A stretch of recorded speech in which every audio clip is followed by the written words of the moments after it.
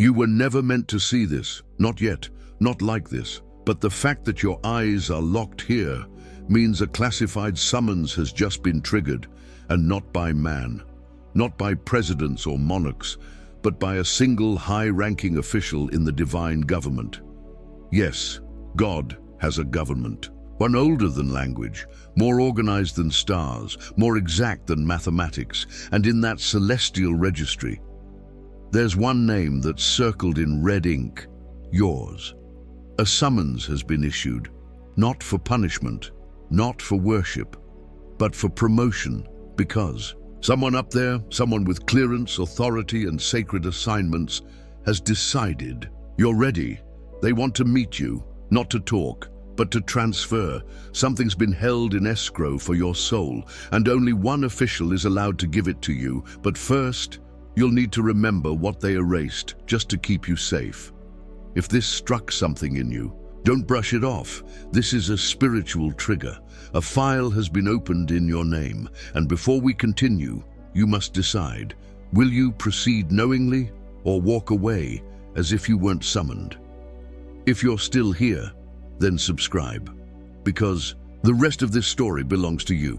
His name was Matteo, not chosen, not golden, not special, just sensitive. Too sensitive for this world, born to a quiet woman who never answered questions, and a father who only spoke in rules. Don't stare at the moon too long. Don't write your dreams down. Don't ever open doors you didn't close. Matteo thought these were metaphors, but they were warnings. At 5, he saw a stranger in the mirror. At 9, he memorized his family's social security numbers by accident.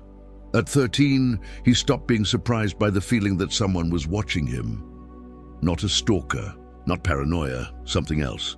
At 16, he found the black envelope, unmarked, no return address.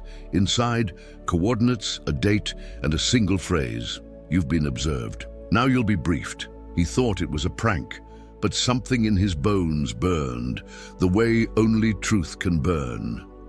So he went. It was an abandoned municipal building. No guards, no signs, just a hallway that smelled like paper and old thunder. He found her sitting behind a desk with no computer. She looked like every auntie you've ever loved and every headmistress you've ever feared.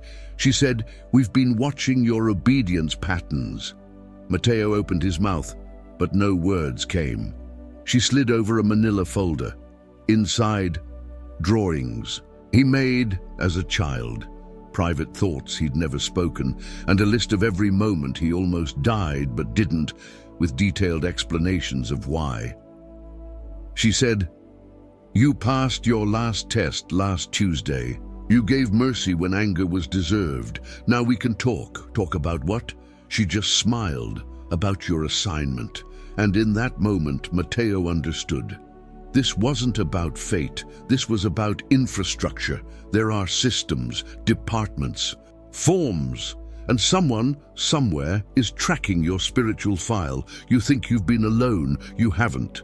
Every moment you hesitated before a lie, someone logged that hesitation. Every secret kindness you performed when no one was watching, someone was watching, not in judgment, but in accounting. A divine ledger exists. And your name, it has its own page. They call it the record of resistance. Resistance to cruelty, to ego, to shortcuts. It's not a test you can study for. It's an audit of your instincts. Every official in God's bureaucracy watches for one thing: the soul who obeys even when it looks pointless, because those are the souls that can be trusted with divine influence. And influence, true influence, isn't about followers or fame. It's about spiritual authority, the kind that bends reality when you walk into a room. But here's what they don't tell you in Sunday school. Before you're given that authority, you will be made invisible. You'll be overlooked, passed over, underestimated. That's part of the filtration process. They want to see, will you still act like royalty even when no one bows? If yes, you become eligible. And when your eligibility is confirmed, you get summoned, not to a throne, to a desk. Because before God crowns you, he briefs you. And the one who briefs you, that's the government official you're about to meet. They don't speak in sermons.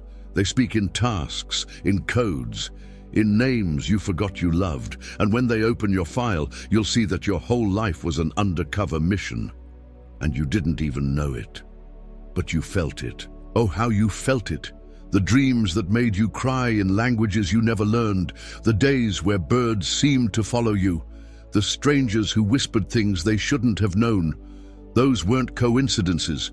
They were checkpoints, verifications, proof that your spiritual citizenship is active. Now the next step begins. But you're not being called up. You're being called into the inner workings, into the war room, into the assignment vault. You won't be clapped for. You'll be briefed, because true chosen ones are too important to impress. They're needed, and you are needed, but only if you're ready to unlearn everything you thought leadership looked like. You're not the first to be summoned. Long before laptops, long before locks, there were scribe angels, beings who catalogued the tendencies of human souls. In the Zohar, it is written, "Every act opens a gate, and every gate leads to an overseer." These overseers aren't metaphor, they are administrators of destiny. The Book of Enoch speaks of watchers, beings who descended not to rule, but to observe, record, and report. In the Yoruba tradition, the Orishas assign each child a destiny at birth, but it is only unlocked through obedience, ritual, and inner alignment. Destiny is not given, it is proven. Catholic mystics believed in patron saints not as mascots, but as divine managers, figures who oversee the progression of a soul's assignment. Even the Quran speaks of Kiraman Katibin, angels on your shoulders, recording your every act, not for guilt, but for verification. It's not a fantasy, it's not a religion, it's a system. God is not random. God is precise. You, reading this, were not discovered. You were tagged, marked, filed under sensitive but obedient. That file has now been reopened, and someone has been authorized to walk you through its contents. This is not superstition. This is not delusion. This is the divine civil service. And today, it's your turn to report in. But why now? Why not 10 years ago when you were crying on the bathroom floor begging God for clarity? Why not last month when you almost walked away from everything? Because the timing is sacred. The timing is above you. You've just passed your final invisible audit. But you don't know which moment tipped the scale. Was it when you forgave that person who never apologized? When you turned down that opportunity that glittered but stank of compromise? When you stayed, when it was easier to run? You won't know, and that's on purpose, because if you knew which moment made you chosen, you'd try to recreate it, manufacture holiness, game the system. But God's officials don't promote mimics. They promote those who are naturally aligned. This file, this meeting, this moment, it's not an answer. It's an invitation to enter a corridor that most people walk past, to ask questions no theology dares to answer, to remember what you agreed to before you were born, because you did agree. Your soul signed off. You just haven't read the fine print yet, but someone has, and they've marked a line in the contract. Meet at the appointed time. They will be ready, though they will not feel ready. That time is now. And yes, you still have a choice, but don't confuse silence for absence. Your watcher is waiting, the door is open, and the room is not empty. Ever since you were young, you've felt a tension no one could explain, a pressure behind the eyes, a restlessness in rooms that felt too small for your thoughts, a grief that came before anything bad had happened. You weren't broken. You were being scanned. What you called anxiety was your soul responding to the frequency of truth withheld. What you called overthinking was the premonition of responsibility not yet delivered. After Mateo's briefing, he described something strange. He didn't feel powerful. He felt ordered, like something chaotic inside him had been alphabetized, like his memories stopped yelling, like his future started clearing its throat. This is what happens when your soul aligns with its true assignment. You begin to feel calmer in the face of complexity, more certain without more data, emotionally sensitive but no longer spiritually confused. Your body doesn't know what happened, but your spirit does.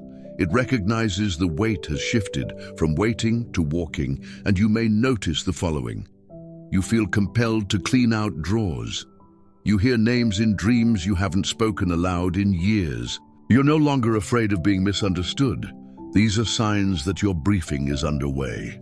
The official may not appear in person. They might show up in a whisper, in a déjà vu, in a sudden shift in your inner moral compass. You've gone from monitored to mentored. But this mentorship doesn't come with comfort. It comes with clarity. And clarity is a scalpel. It cuts away everything that isn't assignment aligned. Matteo said he lost people, jobs, plans, but in their place, he found orders, divine tasks, codes embedded in kindness, instructions disguised as interruptions. He didn't become a prophet. He became a civil servant of the unseen. And now, so will you. You've now crossed the invisible threshold. You are not a seeker anymore. You are a respondent. Someone has called, and you heard it. The government official, they know your hesitation. They accounted for your doubt. They even timed your resistance. There is a seat prepared for you, a sealed envelope, a series of tasks no one else can complete because no one else was trained in the curriculum of your suffering. The room they've placed you in, you've seen it before, in dreams, in childhood drawings, in fleeting flashes when your spirit tried to warn you. You were made for more, but you must remember first. But don't get too comfortable. This is only the waiting room. What lies beyond the second door, the one you haven't noticed yet, isn't just your assignment. It's your origin. And behind that is the memory you chose to forget, so you could survive long enough to earn it back. This file is only part one. The briefing has just begun.